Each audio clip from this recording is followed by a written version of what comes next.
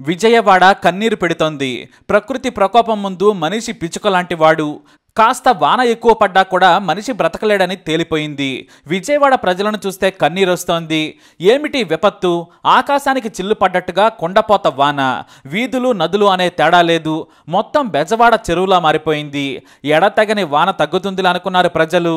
కానీ 9 గంటలు ఏకదాటిగా భారీ వర్షం కురవడంతో అప్పటికే పడ్డ వర్షానికి నిప్పుకు గాలి తోడైనట్లు వరదలు మొదలయ్యాయి.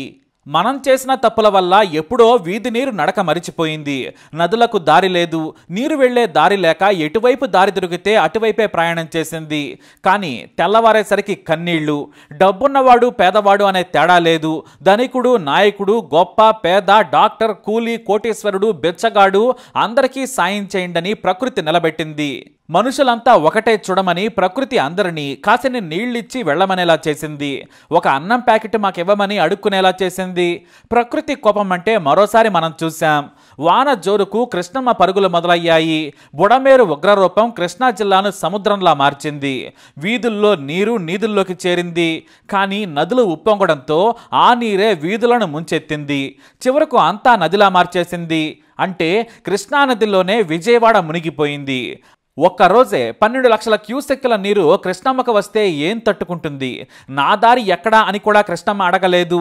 నాకు నా దారి తెలుసంటూ తన దారిలోనే మనల్ని ముంచెత్తింది. మరోవైపు మున్నేరు తన కోపం కూడా చూడమంది. ఇంట్లో నుంచి బయటకు రాలేని పరిస్థితి. ఏ వీధిలో చూసినా 12 అడుగుల నీరంటే ఒక అంతస్తును ముంచేసినట్టే. పేదవాడు మరింత పేదవాడయ్యాడు.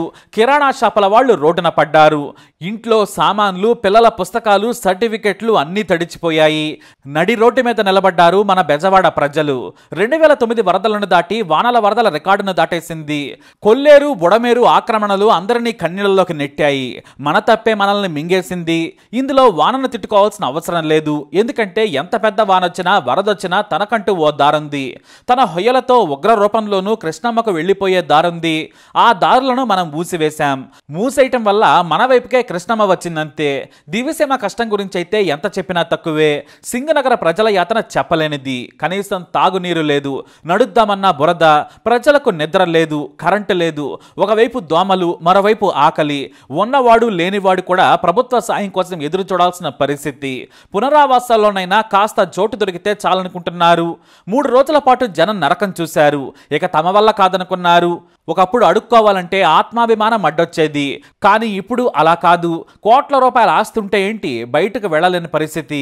ఇక లాభం లేదని ప్రజలు కాస్త వాటర్ ఇవ్వండి, భోజనం ఇవ్వండి, మా పాపకు పాలు పట్టాలని అడుగుతుంటే అందరి హృదయం బరువెక్కింది. అయితే ఈ కుంభవృష్టి ఎందుకు ఏపీ తెలంగాణపై పగబట్టింది? మేఘాలు ఎందుకు బద్దలయ్యాయి? ఇంత నీరు ఆకాశంలోని మబ్బుల్లో ఎలా దాక్కుంది?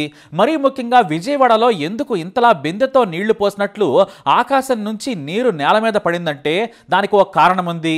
సరిగ్గా ఈ వానలు పడకముందు మనం ఎండాకాలంను మించిన ఒక్కపాతకు గురయ్యాం. ఆగస్టు నెలలో చాలా రోజులు భూమి వేడెక్కింది. సముద్రాలు వేడెక్కాయి. ఏపీ తెలంగాణలో కనీసం 2 వారాల పాటు మనం వానాకాలంలో ఉన్నామా లేదంటే ఎండాకాలంలో ఉన్నామా అనేంతగా ఒక్కపాతకు ఉక్కిరిబిక్కిరయ్యాము. అప్పుడే తేమ పెరిగింది. నేల మీద నీరు ఆవిరైపోయింది. నైరుతి ఋతుపవనాలు విస్తరించి ఉన్నాయి. అదే సమయంలో బంగాళాఖాతంలో అల్పపీడనం బలపడింది. ఈ నైరుతికి గాలిలోని తేమకు అరేబియా సముద్రం మీదకు వచ్చిన భారీ తేమ మేఘాలను బలిష్టం చేశాయి. అంతే, ఎక్కడ నిలబడ్డ మేఘం అక్కడే తనలోని నీరంతా మన మీద కొమ్మరించేసింది. ఆ తర్వాత వరుసగా భారీ తేమ ఉన్న మేఘాలు వాటికి ఊతమిచ్చాయి.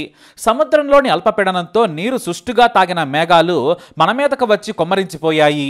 ఎంతలా అంటే మేఘాలు ఆకాశం నుంచి నేలకు జారిపడ్డాయా అనేంతగా.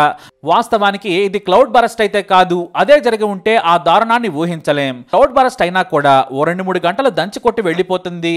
కానీ ఇది 24 గంటలు అతివృష్టితో మనల్ని ఇబ్బందులకు గురిచేసింది. కృష్ణానది ఉగ్ర రూపానికి బుడమేరి బొంగలు జతకలిశాయి. మొత్తంగా జనాలను నేటముంచాయి. మరి ప్రజలను ప్రభుత్వం ఎందుకు అప్రమత్తం చేయలేకపోయిందంటే వర్షమే కదా వచ్చి వెళుతుందిలే అనుకున్నారు అధికారులు. భారీ వర్షమే కదా ఓ నైట్ కొట్టెళ్ళిపోతుంది అనుకున్నారు. మధ్యాహ్నానికైనా పరిస్థితి చక్కబడుతుంది అనుకున్నారు. కానీ ప్రభుత్వం అధికారుల నిర్లక్ష్యం ఇప్పుడు పాపమైంది. ముంపు బాధితులను ముందే తరలించి ఉంటే ఈ పరిస్థితి వచ్చేది కాదు. వరద ముప్పును అంచనా వేసి ఉంటే బోట్లతో తెల్లారేసరికి అందరినీ ఖాళీ చేయించే పరిస్థితి ఉండేది. కనీసం తాగునీరు, ఆహారపు ప్యాకెట్లను కూడా యంత్రాంగం సిద్ధంగా ఉంచలేదు.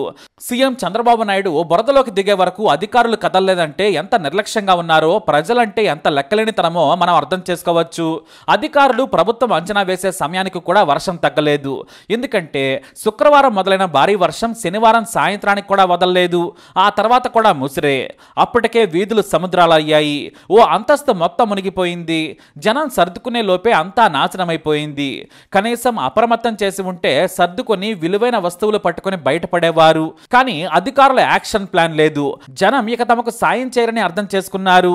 ఇక చేసేది లేక బయటకు వచ్చి వెళ్లిపోయే ప్రయత్నం చేయగా, మీరు బయటకు రావద్దు, బయటకు వస్తే ప్రమాదం, మీ ప్రాణాలు పోతాయి, మీ ఇంట్లోనే ఉండండి హెచ్చరించారు పోలీసులు. దీంతో మరింతగా చాలా మంది చిక్కుకుపోయారు. కొన్ని చోట్ల దారి దొరికినప్పుడు వెళ్లాలనుకున్నారు. కానీ అధికార యంత్రాంగం వారిని ఇళ్లకే పరిమితం చేసింది. దీంతో జనాలంతా ఇళ్లలోనే ఉండిపోయారు. బురదన్న ఇళ్లలోనే 3 రోజులుగా నానుతున్నారు. ఇక సీఎం చంద్రబాబు నాయుడు గురించి మెచ్చుకోవాల్సిందే. ఇంత వయసులో కూడా బురదలోకి దిగి బోటులో బుల్డోజర్ మీద వీధి వీధి తిరుగుతూ ఆయన ధైర్యం చెప్పారు. అధికార యంత్రాంగం ఎంత దరిద్రంగా ఉందంటే, చివరకు ముఖ్యమంత్రి బురదలోకి దిగి ధైర్యం చెప్పే వరకు కలెక్టర్ కూడా రాలేదంటే పరిస్థితి అర్థం చేసుకోవచ్చు. అలాంటి వారు ఉన్నా ఒకటే లేకున్నా ఒకటే. ఉన్నతాధికారులు ప్రజల్లోకి వచ్చి వారి కష్టం తీరే వరకు కష్టపడాలి. ఇలాంటి కష్టం ఎప్పుడూ రాకూడదు. ఆపదలో ఆదుకుంటేనే మానవత్వం ఉన్న ఆఫీసర్, లేదంటే ఉన్నా ఒకటే లేకున్నా ఒకటే. జనం సొమ్ముతో సోకులు పడే ఎందుకు కాదు కదా ఉన్నత పదవులు సృష్టించింది. ముఖ్యమంత్రి చంద్రబాబు నాయుడు రోజుకు 10 గంటల పాటు బురదలో తిరుగుతున్నా కూడా అధికారులు మాత్రం ఇంకా మా పని ఇది కాదన్నట్లుగా ఉండడం మన దౌర్భాగ్యం. సీఎం మాత్రం అరగంట ఆలస్యమైనా మీకు సాయం చేస్తాను, సాయం చేసే వరకు వదలనని ఆయన కలిగి తిరుగుతూ ఉన్నారు. ఉదయం నుంచి సాయంత్రం వరకు సహాయ కార్యక్రమాలను చూస్తూ ఉన్నారు. రాత్రి సమయానికి సమీక్ష చేస్తున్నారు. మళ్ళీ తెల్లవారుజామున 4 గంటల వరకు కూడా బాబు అధికారులను పరుగులు పెట్టేస్తున్నారు. 6 హెలికాప్టర్లను తెప్పించారు. కేంద్రం నుంచి సహాయ సామాగ్రి తెప్పించారు. విరివిగా ఆహార ప్యాకెట్లను సిద్ధం చేసి పంచారు. ఇక అలాగే జగన్ కూడా బాధితులను పరామర్శించారు. తన ప్రభుత్వంలో నిర్మించిన కూడా కొంతవరకైనా సాయం చేయగలిగింది. అయితే ఇక్కడ విషాదకరమైన పరిస్థితి ఏంటంటే, చాలా చోట్లకు సాయం కూడా చేయలేని పరిస్థితి నెలకొంది. ముఖ్య ప్రాంతాల్లోనే సాయం విరివిగా అందుతోంది.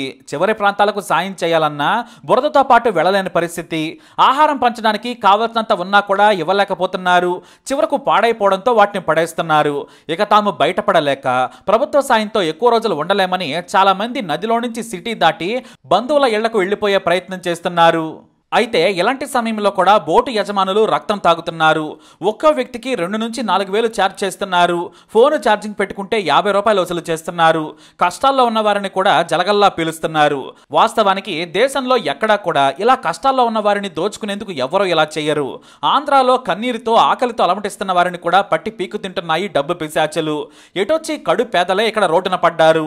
మధ్యతరగతి వారు సర్వస్వం కోల్పోయి మళ్లీ జీవితాన్ని మొదటి నుంచి మొదలు పెట్టాల్సిన పరిస్థితి. మొత్తం 10 లక్షల మంది కట్టుబట్టలతో బురద ఇంట్లో సాయం కోసం నిలుచున్నారు. అయితే ఏపీ సీఎం ముందు సాయం చేస్తాం, తర్వాత వీధులను శుభ్రం చేస్తాం, ఫైర్ ఇంజన్లతో బురదను తొలగిస్తాం, తర్వాత అంటువ్యాధులు దోమలు వ్యాపించకుండా చర్యలు తీసుకుంటాం, శాయశక్తుల మేర సాయం చేస్తామని ప్రకటించారు సీఎం. అయితే మళ్ళీ ఇలాంటి పరిస్థితి వస్తే ప్రజలను ఎలా ఆదుకోవాలి, దాని యాక్షన్ ప్లాన్ ఏంటనేది కూడా ప్రభుత్వం సిద్ధం చేసుకోవాలి. ఏమాత్రం 6 సెంటీమీటర్ల వర్షం పడ్డా కూడా వెంటనే ప్రజలను తరలించేలా రెడీ కావాలి. ఇంకా చెప్పాలంటే అతి భారీ వర్షాలు వచ్చే అవకాశం ఉందనగానే ప్రజలను అప్రమత్తం చేసేలా అధికార యంత్రాంగం నిత్యం రెడీగా ఉండాలి. సీఎం నుంచి స్థానిక అధికారుల వరకు సింగిల్ ఫోన్ కాల్తో అప్రమత్తమయ్యేలా మెకానిజం ఉండాలి. ఎందుకంటే వర్షాలపై కనీసం 2 రోజుల ముందే హెచ్చరికలు చేస్తోంది వాతావరణ శాఖ. వాన పడ్డా పడకపోయినా కూడా క్షేత్రస్థాయి అధికార యంత్రాంగం అలర్ట్ గా ఉండాలి. తీరా నష్టపోయాక ఎంత కష్టపడి సాయం చేసినా దండగే. ఇక నుంచైనా ఈ పరిస్థితి ద్వారా పాఠాలు గుణపాఠాలు నేర్చుకుని ప్రజలు కూడా అప్రమత్తంగా ఉండాలి. అన్నింటికంటే నదులు చెరువులను ఆక్రమించిన తర్వాత ఈ పరిస్థితి ఎప్పుడైనా రావచ్చు. కాబట్టి అధికారులు అనుమతులు ఇవ్వకూడదు, ప్రజలు కొనుక్కోకూడదు.